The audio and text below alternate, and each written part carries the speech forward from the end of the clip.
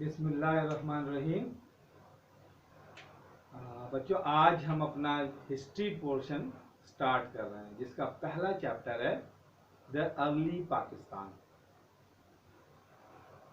इस चैप्टर में हम जो है पाकिस्तान में जो एंशिएंट सिविलाइजेशन है उसको हम डिस्कस करेंगे ब्रीफली, कि वो सिविलाइजेशन क्यों इतनी इम्पॉर्टेंट है इस रीजन में। इस चैप्टर में हम जो एंशिएंट सिविलाइजेशन जो पाकिस्तान में जिसके रिव्यूज मिले हैं, जिसमें मोहनजोदड़ो, हड़प्पा और इसके साथ और डिफरेंट जो सिटीज हैं जो कि मोर देन 4500 ईयर्स जो ओल्डेस्ट सिविलाइजेशन थी, उसको हम डिस्कस करेंगे कि वो इस पूरे रीजन में क्यों इतनी इम्पोर्टेंट है। और मोर देन 4000 ईयर बिफोर बहुत ही पीसफुल लोग थे और बेसिकली ये फार्मर्स थे। यहाँ पे बहुत सारे और डिफरेंट जो है वो रेडर्स आए और उन्होंने यहाँ पे अटैक किया और इस इलाके को डिस्ट्रॉय किया। लेकिन ये पूरा जो इंडिया सब कॉन्टिनेंट का एरिया है, बहुत ही पीसफुल लोग। ये जो वेस्टर्न एरिया है वो हिमालय से लेके अफगानिस्तान और ईरान तक पूरा एक माउंटेन रेंज है, एक बैरियर है जिससे कोई इसको क्रॉस नहीं कर सकता। कोई भी इन्वेडर आना चाहे पूरी अपनी आर्मी के साथ इस सब कॉन्टिनेंट के एरिया में, इंडस सिविलाइजेशन उस एरिया में या ये जो वेस्टर्न एरिया गैंग्स वैली में वो इतना इजी नहीं था। और जो उसका ईस्टर्न साइड था वो डेजर्ट है और ओशन है, अरेबियन सी है। तो ये जो आसान जो था इस एरिया में आना नहीं था। बट फॉर्चुनेटली जब जो माउंटेन एरियाज होते हैं वहाँ पे कुछ ऐसे नेचुरल पास होते हैं वैली में, जहाँ से लोग ट्रेडर्स या इन्वेडर्स या ट्रैवलर्स जो है गुजरा करते थे।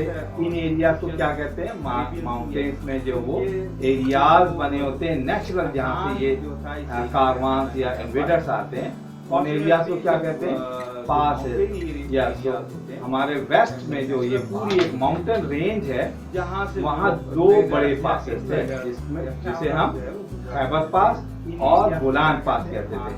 यहाँ से इन दो रास्तों से इन्वेडर्स जो है वो सब कॉन्टिनेंट में अटैक करने और या ट्रैवलर्स या ट्रेडिंग जो करते थे लोग, ट्रेडर्स जो इन्हीं पासेस से गुजरते थे और डिफरेंट जो दुनिया वर्ल्ड के जो एरियाज या कंट्रीज हैं उसमें जाया करते थे। बोलान पास कहते थे। यहाँ से इन अर्ली टाइम्स ये पूरा एरिया इंडस वैली सिविलाइजेशन का बहुत ही और या ट्रेडिंग और फॉरेस्ट हुआ करते थे और पासेस से गुजरते थे और प्लेंटी ऑफ वाटर था, फूड था। और ये देखने से लगती थी कि बहुत ही जबरदस्त जगह है किसी भी सिविलाइजेशन की जो ग्रो करने के लिए। यहाँ पे ऑल्दो कोई ज्यादा इनके पास जो है एग्रीकल्चर तो थी, जिसमें वो वीट, बार्ले और कॉटन वगैरह ग्रो करते थे। कॉटन इनकी मेन एग्रीकल्चर प्रोडक्ट थी। इसके अलावा यहाँ गोल्ड और सिल्वर भी था, जो कि बहुत ही इम्पोर्टेंट अट्रैक्टिव होता है हर यहाँ पे। कॉपर्स की भी यहाँ पे कुछ टूल्स मिले हैं रियून्स में और ब्रोंज के, लेकिन जो है वो आयरन की कोई ऐसी चीज नहीं मिली है। ये ज्यादातर ये लोग वुड और स्टोन की जो है वो चीजों को इस्तेमाल किया करते थे, बनाया करते थे और पीसफुल लोग थे। आयरन की कोई ऐसी चीज यहाँ से नहीं मिली, मीन्स कि ये लोग किसी भी वेपन्स, एरो या सोर्ड या इस तरह की चीजें जो थे वो नहीं बनाना जानते थे और ना इन्होंने कभी देखी थी, क्योंकि ऐसी कोई चीज इन जगहों से नहीं निकली। तो ये सारी चीजें एक तो बहुत ज्यादा अट्रैक्ट करती थी। यहाँ की फार्मलैंड थी, प्लेंटी ऑफ फूड, वाटर और फॉरेस्ट था और गोल्ड और सिल्वर, और ये लोग बहुत तो यहाँ बहुत सारे इन्वेडर्स इंडस वैली सिविलाइजेशन पे आए। उन्होंने यहाँ को रेड किया, इस पूरे इलाके को पूरा डिस्ट्रॉय किया और यहाँ पे लोगों को प्रिजनर्स और स्लेव बना के अपने साथ ले। कुछ ऐसे इन्वेडर्स आए और जहाँ इन्होंने कंकरर किया इस इलाके को फतह किया और फिर यहीं सेटल्ड हो गए। एक तो बहुत ज्यादा और जो लोग यहाँ पे सेटल्ड हुए अपनी सिविलाइजेशन यहाँ के लोगों के साथ और उनकी जो इन्वेडर्स थी उनकी सिविलाइजेशन ने मिलके उनका जो कल्चर था उसने मिलकर नए कल्चर को डेवलप किया। ये इंट्रोडक्शन था इस पूरी हमारे आज के चैप्टर का। अब हम डिस्कस करेंगे early civilization Mohenjodaro and the Indus valley और सिविलाइजेशन बना के अपने साथ कुछ ऐसे इन्वेडर्स आए। Indus valley civilization almost 4500 years old और सिविलाइजेशन है और वो अपनी सिविलाइजेशन बेसिकली जो इंडस रिवर है उसके साथ ये पूरी सिविलाइजेशन जो थी उसने मिलती वो उस जमाने में थी और इसीलिए इसको इंडस वैली सिविलाइजेशन कहते हैं। वो तमाम इलाके इस वक्त पाकिस्तान में है, यानी सिंध से लेके पंजाब तक जितने एरिया से और एंड पूरा ये रीजन और दिल्ली तक ये पूरी सिविलाइजेशन जो थी वो फैली हुई थी। इस वक्त ये वो मेन इंडस वैली सिविलाइजेशन के इलाके हैं वो सिंध और पंजाब, यानी इसका मेन सिटी सिंध मोहनजोदड़ो और दूसरा इसका जो नेबर सिटी था दैट इज हड़प्पा इन पंजाब। और इस इंडस वैली सिविलाइजेशन के साथ और डिफरेंट जो hundreds of thousands of villages भी पॉइंट आउट हुए हैं। आर्कियोलॉजिस्ट ने इन विलेजेस को भी पॉइंट आउट किया है और ये जो विलेजेस में जो लोग रहा करके दोज आर कॉल्ड द्रविडियंस। जो इसके नेटिव जो लोग थे वो इन विलेजेस में रहते थे। इंडस वैली जो इंडस वैली सिविलाइजेशन है या इसका जो मेन सिटी मोहनजोदड़ो एक वेल सिविलाइज्ड सिटी था, एक प्लान्ड सिटी था और इस पूरे जो मोहनजोदड़ो इसको देखने से लगता है कि यहाँ के जो लोग थे बहुत ही ऑर्गेनाइज्ड, वेल मैनर्ड और वेल ऑर्गेनाइज्ड पीपल थे through out the world of that time. यानी उस जमाने में जो लोग रहते थे, जो लोग थे उनसे बहुत ही डेवलप्ड और ऑर्गेनाइज्ड सिविलाइजेशन थी। और पंजाब यानी इसके अलावा मोहनजोदड़ो और दूसरा इसका मोहनजोदड़ो एक 7 किलोमीटर स्क्वायर किलोमीटर पे एक शहर है जो कि बहुत ही प्लान्ड तरीके से बनाया गया है। मोहनजोदड़ो बहुत ही प्लान्ड तरीके से बनाया गया था 7 किलोमीटर का स्क्वायर किलोमीटर के एरिया पे और इसकी जो मेन स्ट्रीट है वो ऑलमोस्ट 9 मीटर वाइड है और वो डिफरेंट जो छोटी स्ट्रीट है वो आके बड़ी स्ट्रीट में ओपन होती है। यानी पहले एक बड़ी स्ट्रीट, ये बहुत बड़ी गली है और इससे छोटी जो रोड थी जो डिफरेंट हाउसेस के बीच में से आके मेन स्ट्रीट में एंटर हुआ करती थी। ये एक बहुत प्लान तरीके से जो शहर बनाया जाता है वो इस तरीके से बनाया जाता है। इसके अलावा और इंडस वैली सिविलाइजेशन के जो जब हम पूरे इसको देखते हैं कि जो घर बने हुए हैं वो किस चीज से बने हुए हैं?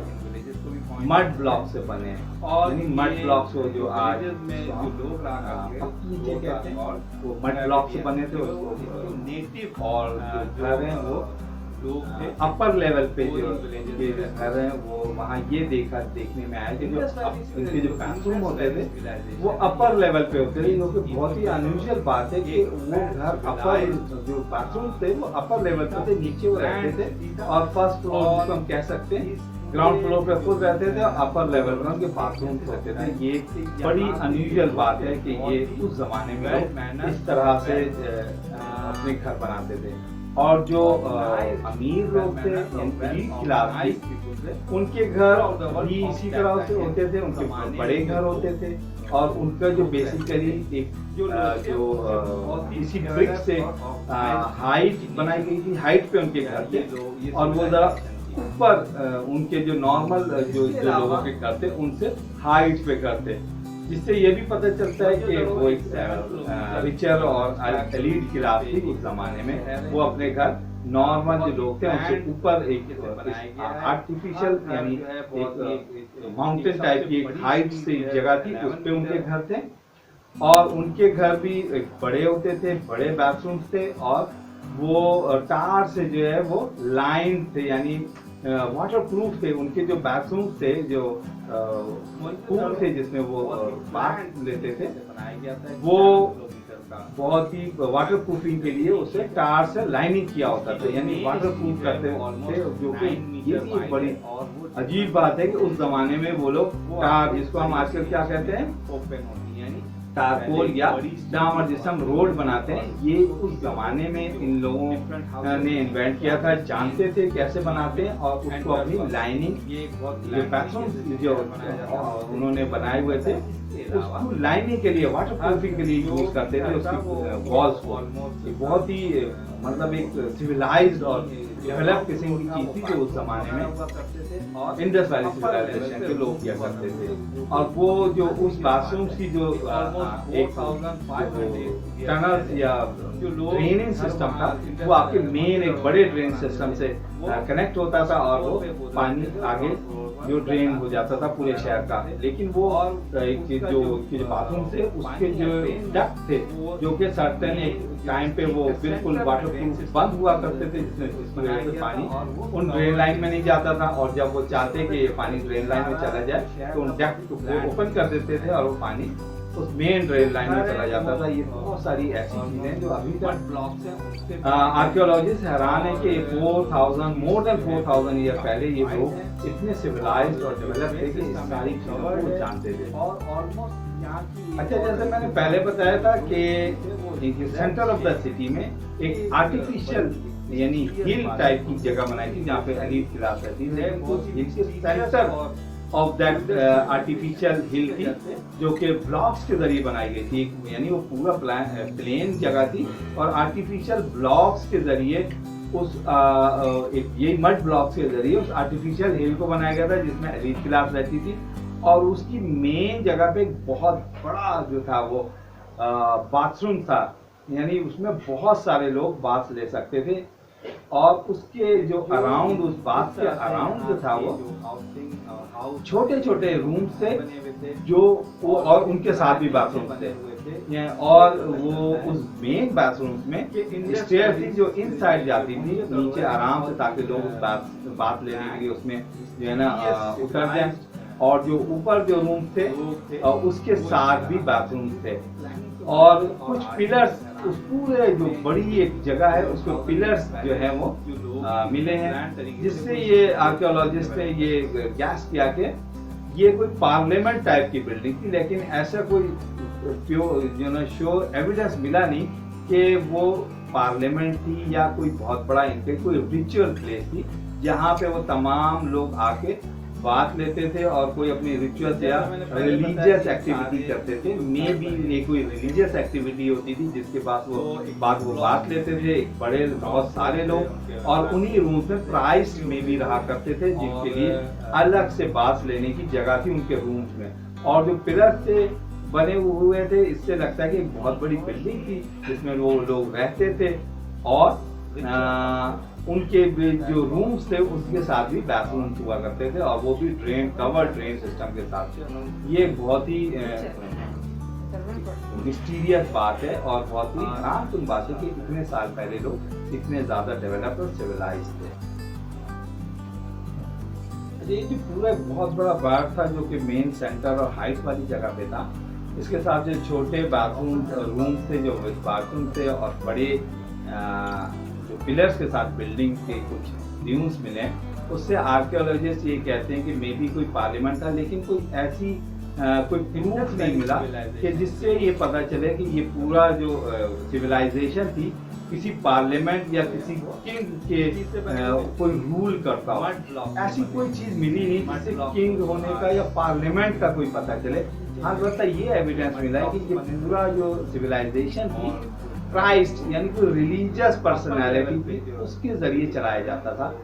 वो बेसिकली रूल कर रहा था। जो स्टैचू भी मिला है उससे भी यही पता चलता है कि वो स्टैचू किसी क्राइस्ट का था। वो बहुत ही एक सिविलाइज्ड पर्सनालिटी की किसी का स्टैचू है जो एक फैब्रिक ओढ़ा हुआ है और उसकी बहुत बहुत ही अच्छी और क्लीन उसकी फेस है, बियर्ड है बहुत अच्छी। तो इससे पता चलता है कि पूरी सिविलाइजेशन किसी प्राइस के थ्रू जो है ना रूल या रन की जा रही थी।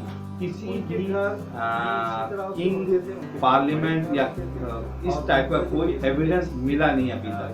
तो ये हमें इससे भी पता चलता है कि पूरी सिविलाइजेशन थी किसी किसके जरिए चल रही थी, प्राइस के थ्रू रूल की जा रही थी, यानी किसी प्राइस के थ्रू रन की जा रही थी। मोहनजोदड़ो बड़ा शहर था जमाने में, और उसके दूसरे इसके साथ जो मैंने कहा था हंड्रेड्स ऑफ विलेजेस थे, वो भी ऑलमोस्ट इसी लाइन पे बनाए गए थे, बट छोटे थे, वो छोटे शहर थे तो अभी तक डिस्कवर नहीं हुए। बट दे पॉइंट आउट कि वो कहाँ पे around the Indus valley line. इसके अलावा यहाँ के लोग जो बहुत ही पीसफुल थे, और वो इंडस वैली सिविलाइजेशन के लोग जो थे बहुत ही पीसफुल लोग हुआ करते थे, और वो बेसिकली फार्मर थे, और वीट, कॉटन, बार्ले इस तरह की जो एग्रीकल्चर प्रोडक्ट्स जो है वो ग्रो करते थे।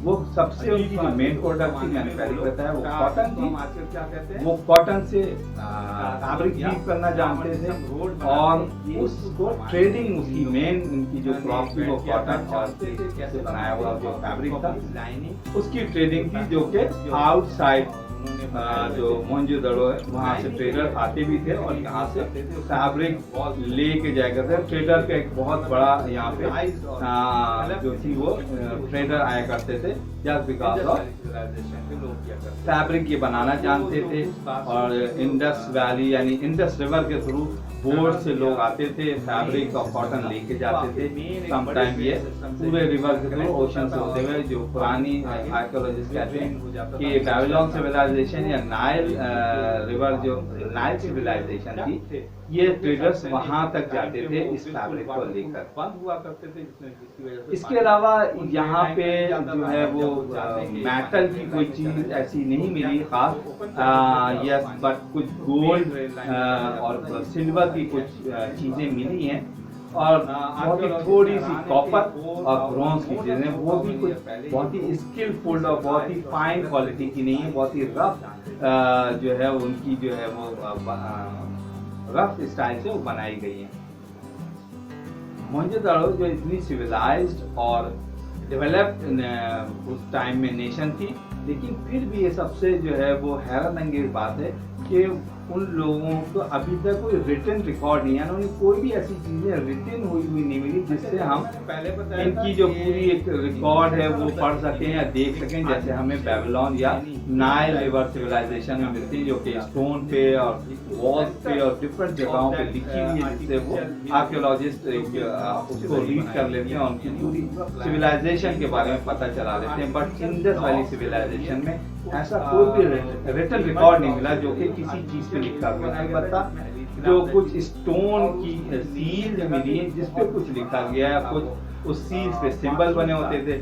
इससे पता चलता है कि ये सील्स जो थी वो ट्रेडिंग के सम सॉर्ट ऑफ ट्रेडिंग के लिए इस्तेमाल होती है। गवर्नमेंट ऑफिशियल इन सील्स को लेके मार्केट में जाते, शॉप्स पे जाते, उनके जो बैलेंस को चेक करते, उनका वेट को चेक करते, या उनकी जो ट्रेडिंग की जो गुड्स थी उसको वो सील किया करते थे, जस्ट लाइक नाउअडेज।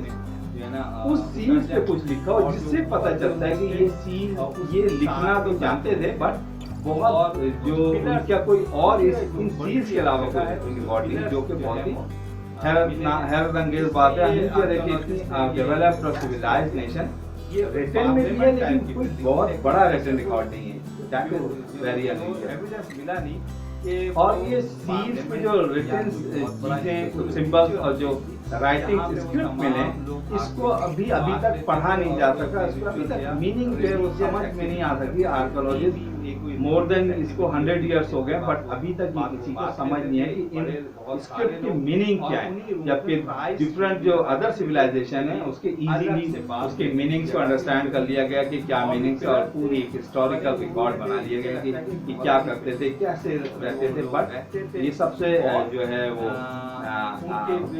मिस्टीरियस बात है कि ये जो स्क्रिप्ट मिले इनकी मीनिंग अभी तक कोई नहीं समझ सका कि इसकी मीनिंग एक्चुअली है क्या। अगर कुछ भी मीनिंग उसके मिल जाए तो हम उसकी जो है उनकी कुछ ना कुछ उनकी जो बारे में जान सकेंगे कि वो क्या करते थे या ये सील किस लिए इस्तेमाल हुआ करती थी। अबाउट 2000 BC ये कुछ एविडेंस मिले हैं कि कुछ ऐसा डिजास्टर हुआ इस मोहनजोदड़ो या इस शहर पर कि जिससे कुछ घर जो है वो गिर गए और उनको जब दोबारा बनाए गए तो उसी फाइन और बेहतरीन स्टाइल से जिस तरीके से पहले बने हुए थे ऐसे नहीं बनाए गए, बिल्कुल एक रफर स्टाइल से, एक रफ स्टाइल से बनाई गई। उनकी वॉल्स वगैरह इतनी फाइन और अच्छी तरीके से नहीं बनाई गई थी और जो वॉल्स हैं उनको भी डिवाइड कर दिया गया था ताकि ज़्यादा फैमिलीज उसमें आके रह सकें और वो शहर क्राउडेड हो गया था। स्ट्रीट्स भी जो है वो जो थी वो कोलैप्स से टूट गई थी। ड्रेनेज सिस्टम भी उनका जो आई थिंक आर्कियोलॉजिस्ट कहते हैं उनका ड्रेनेज सिस्टम भी जो था वो ब्लॉक हो गया था।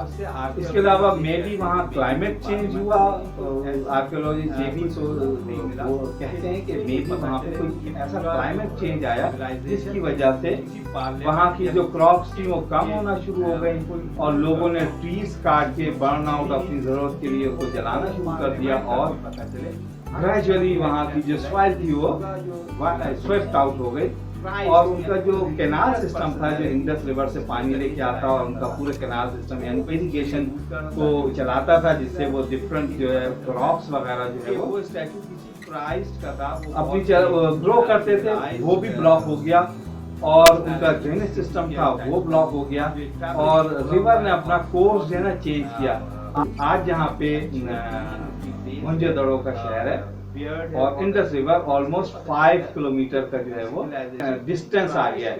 पहले ये बिल्कुल रिवर के साथ होता था शहर जिससे सारी ट्रेडिंग और की जो मूवमेंट थी वो बहुत इजी थी, बट इट मीन्स कि वो जब अपना रिवर जो एक नेचुरल बात है कि रिवर जो है अपना कोर्स चेंज करता है, अपना जो पाथ है उसको चेंज कर लेता है, एक नेचुरल फिनोमेना है। तो जब रिवर ने अपना कोर्स चेंज किया तो उनकी इरिगेशन पे जो है ना इफेक्ट पड़ा, क्लाइमेट भी चेंज हुआ, लोगों ने सारे ट्रीज जो दरख्त थे वो काट के अपनी जरूरत के लिए जलाने के लिए इस्तेमाल कर लिए और उनकी क्रॉप्स जो है वो कम होना शुरू हो गई और इस तमाम वजह से लोग जो थे वो मूव कर गए मोहनजोदड़ो से और ग्रेजुअली ये शहर जो है रियून्स में कन्वर्ट हो गया, कोलैप्स हो गया। यानी इस तमाम जो डिजास्टर हुए ये 1 by 1 लोग इसकी वजह से इंडस जो एम्पायर थी उसके डिफरेंट जो सिटीज थे वहाँ मूव कर गए और ये शहर बिल्कुल खाली हो गया लोगों से और बिल्डिंग जो है कोलैप्स हो गई। इस तरह ये शहर एक रियून्स में कन्वर्ट हो गया। ये पूरी जो है इंडस वैली अर्ली हमारी जो हिस्ट्री है एंशिएंट सिविलाइजेशन की यानी मोहनजोदड़ो हड़प्पा, इसकी एक ओवरव्यू था जो मैंने आपको दिया। इसके बाद हम और भी इसके नेक्स्ट जो चैप्टर में पढ़ेंगे कि किस तरह से यहाँ पे इन्वेडर्स आए और इस पीसफुल सिविलाइजेशन को डिस्ट्रॉय किया। इसी लाइन पे बनाए गए थे बट छोटे थे, वो छोटे शहर थे जो अभी तक डिस्कवर नहीं हो गए, बट दे पॉइंट आउट कि वो कहाँ पे अराउंड द इंडस वैली। इसके अलावा यहाँ के लोग जो बहुत ही पीसफुल थे और वो फार्मर अलावा इंडस वैली सिविलाइजेशन के लोग जो थे बहुत ही पीसफुल लोग हुआ करते थे और वो बेसिकली फार्मर थे और वीट, कॉटन, बार्ले इस तरह की जो एग्रीकल्चर प्रोडक्ट्स जो है वो ग्रो करते थे। वो सबसे उनकी जो मेन प्रोडक्ट थी मैंने पहले बताया वो कॉटन थी। वो कॉटन से फैब्रिक वीव करना जानते थे और उसको ट्रेडिंग, उसकी मेन उनकी जो क्रॉप थी वो कॉटन और उससे बनाया हुआ जो फैब्रिक था उसकी ट्रेडिंग थी, जो कि आउटसाइड जो मोहनजोदड़ो है वहाँ से ट्रेडर आते भी थे और यहाँ से फैब्रिक ले के जाया करते थे। ट्रेडर का एक बहुत बड़ा यहाँ पे जो थी वो ट्रेडर आया करते थे जस्ट बिकॉज ऑफ फैब्रिक ये बनाना जानते थे और इंडस वैली यानी इंडस रिवर के थ्रू बोट से लोग आते थे, फैब्रिक और कॉटन लेके जाते थे। समटाइम ये पूरे रिवर के थ्रू ओशन से होते हुए, जो पुरानी आर्कियोलॉजिस्ट कहते हैं कि बेबीलोन सिविलाइजेशन या नाइल रिवर जो नाइल सिविलाइजेशन थी, ये ट्रेडर्स वहाँ तक जाते थे इस फैब्रिक को लेकर।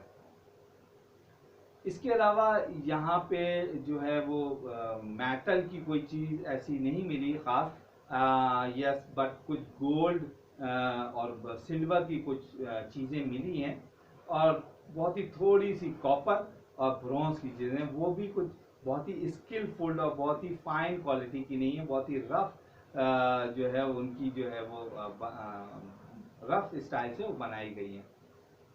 और ज़्यादातर चीज़ें जो है वो वुड और मेटल के ज़रिए बनाई गई हैं। ये उनकी एक ख़ास बात है कि ज़्यादातर चीज़ें वुड और मेटल की बनी हुई। इसके अलावा वहाँ कोई यूजली इतनी जो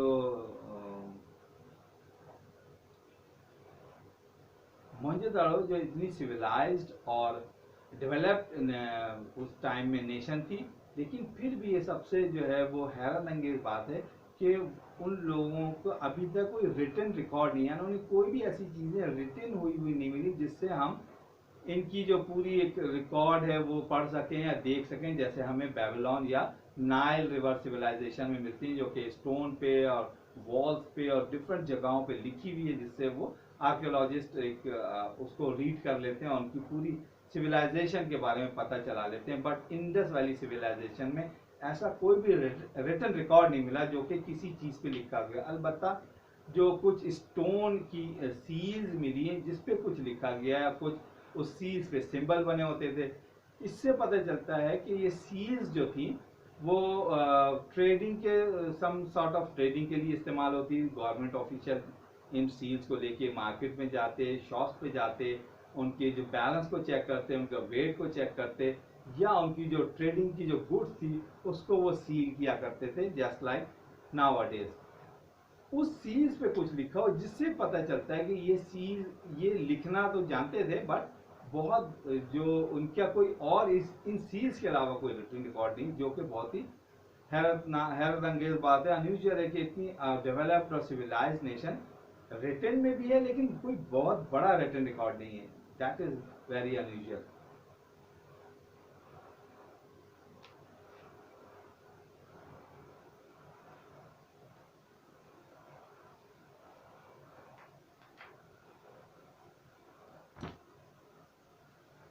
और ये सील्स में जो रिटन चीज़ें, कुछ सिंबल्स और जो राइटिंग्स स्क्रिप्ट मिले, इसको अभी तक पढ़ा नहीं जा सका, इसको अभी तक मीनिंग जो है वो समझ में नहीं आ सकी। आर्कोलॉजिस्ट मोर देन इसको 100 ईयर्स हो गए, बट अभी तक ये किसी को समझ नहीं है कि इन स्क्रिप्ट की मीनिंग क्या है। जबकि डिफरेंट जो अदर सिविलाइजेशन है उसके इजीली उसके मीनिंग्स को अंडरस्टैंड कर लिया गया कि क्या मीनिंग्स है, और पूरी एक हिस्टोरिकल रिकॉर्ड बना लिया गया कि क्या करते थे, कैसे रहते थे। बट ये सबसे जो है वो मिस्टीरियस बात है कि ये जो स्क्रिप्ट मिले इसमें इनकी मीनिंग अभी तक कोई नहीं समझ सका कि इसकी मीनिंग एक्चुअली है क्या। अगर कुछ भी मीनिंग उसके मिल जाए तो हम उसकी जो है उनकी कुछ ना कुछ उनकी जो बारे में जान सकेंगे कि वो क्या करते थे या ये सील किस लिए इस्तेमाल हुआ करती थी।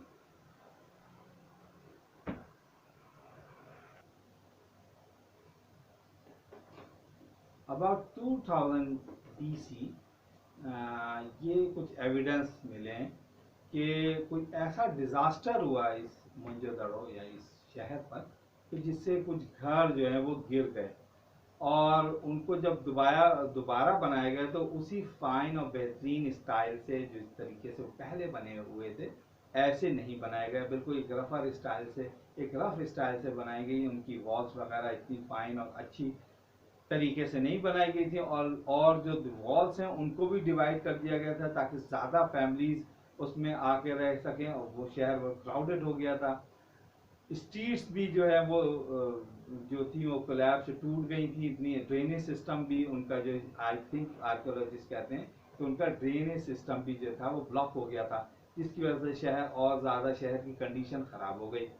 और वो सिस्टम जो कि रिवर से इनको ले के आ जाता पानी। इसके अलावा मे भी वहाँ क्लाइमेट चेंज हुआ। आर्कियोलॉजिस्ट ये भी वो कहते हैं कि मे भी वहाँ पे कोई ऐसा क्लाइमेट चेंज आया जिसकी वजह से वहाँ की जो क्रॉप्स थी वो कम होना शुरू हो गई, और लोगों ने ट्रीज काट के बर्न आउट अपनी ज़रूरत के लिए उसको जलाना शुरू कर दिया, और ग्रेजुअली वहाँ की जो सॉइल थी वो स्वेप्ट आउट हो गई, और उनका जो कैनाल सिस्टम था जो इंडस रिवर से पानी लेके आता और उनका पूरा कैनाल सिस्टम यानी इरिगेशन को चलाता था, जिससे वो डिफरेंट जो है क्रॉप्स वगैरह जो है वो अपनी ग्रो करते थे, वो भी ब्लॉक हो गया, और उनका ड्रेनेज सिस्टम था वो ब्लॉक हो गया, और रिवर ने अपना कोर्स जो है ना चेंज किया। आज जहाँ पे इंडस रिवर है वहाँ उस आज जहाँ पे मोहनजोदड़ो का शहर है, और इंडस रिवर ऑलमोस्ट 5 किलोमीटर का जो है वो डिफरेंट डिस्टेंस आ गया है। पहले ये बिल्कुल रिवर के साथ होता था शहर, जिससे सारी ट्रेडिंग और उनकी जो मूवमेंट थी वो बहुत इजी थी, बट इट मीन्स कि वो जब अपना रिवर जो एक नेचुरल बात है कि रिवर जो है अपना कोर्स चेंज करता है, अपना जो पाथ है उसको चेंज कर लेता है, एक नेचुरल फिनोमेना है। तो जब रिवर ने अपना कोर्स चेंज किया तो उनकी इरिगेशन पे जो है ना इफेक्ट पड़ा, क्लाइमेट भी चेंज हुआ, लोगों ने सारे ट्रीज जो दरख्त थे वो काट के अपनी ज़रूरत के लिए जलाने के लिए इस्तेमाल कर लिए, और उनकी क्रॉप्स जो है वो कम होना शुरू हो गई, और इस तमाम वजह से लोग जो थे वो मूव कर गए मोहनजोदड़ो से, और ग्रेजुअली ये शहर जो है रियून्स में कन्वर्ट हो गया, कोलैप्स हो गया।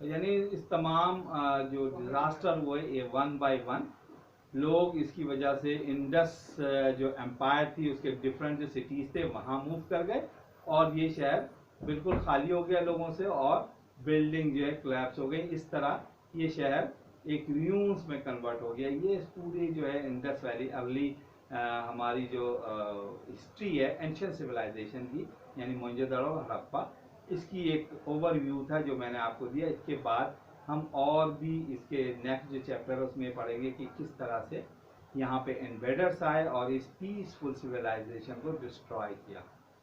Thank you.